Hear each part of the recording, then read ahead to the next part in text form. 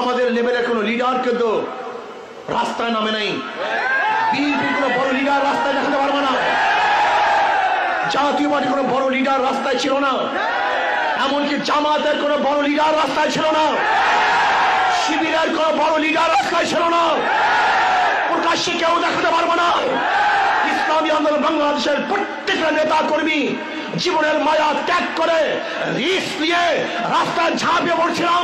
বৈষম্য দূর হবে, মানবাধিকার ফিরিয়ে দেব, জুলুম থাকবে না, অত্যাচার থাকবে না, চাঁদাবাজি থাকবে না, খুন থাকবে না, গুম থাকবে না।